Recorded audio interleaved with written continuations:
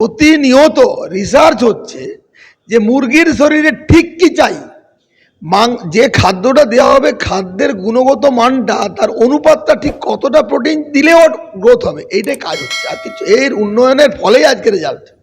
এবং পুরোপুরি digestion complete করা হচ্ছে। ওর কোনো ভিটামিন শর্টেজ আছে কিনা, ওর ইন্টেস্টাইনে আজকে দেখুন, আগে 10-20 বছর আগে অ্যান্টিবায়োটিকের ব্যবহার ছিল, এখন সে ব্যবহার বন্ধ হয়ে গেছে।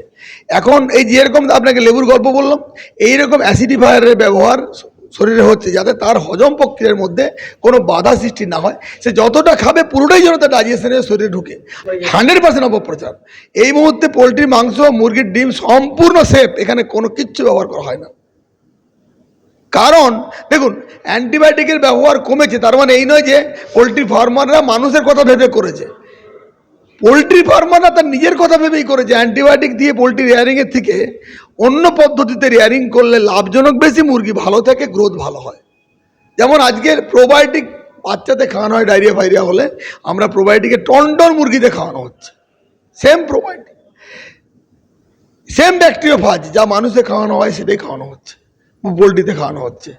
এর অর্থ হচ্ছে দিনকে দিন নিউলি রিসার্চ কি করে যা খাবে 100% ডাইজেশন হয়, 100% উৎপাদনের কাজে লাগে, এবং কি নতুন কিছু দিলে তার রেশিও অনুপাত কি হলে কি হতে পারবে, সেই এআইকে কাজে লেগেই আমাদের পোলট্রি ফিড তৈরির যে ফর্মুলা সেখানে ঠিক করা হচ্ছে ঠিক কতটা দরকার এই মুরগিটার ক্ষেত্রে। এবং প্রতিনিয়ত রিসার্চ হচ্ছে কি করে মুরগিটা ডেভেলপ করে।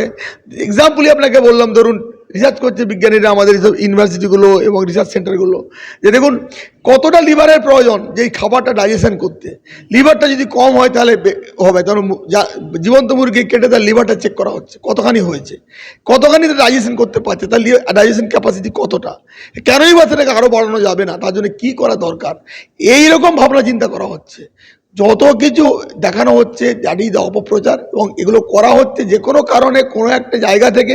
ইভিনই বলতে পারেন এখানে কারা করছে, আমি সেভাবে বলতে পারবো না, কারণ ভারতবর্ষ আস্তে আস্তে পৃথিবীর 1 নম্বরের দিকে যাচ্ছে না পোলট্রি সেক্টরে, তাই এখানে তো অন্য থাকবেই, স্বাভাবিক কথা।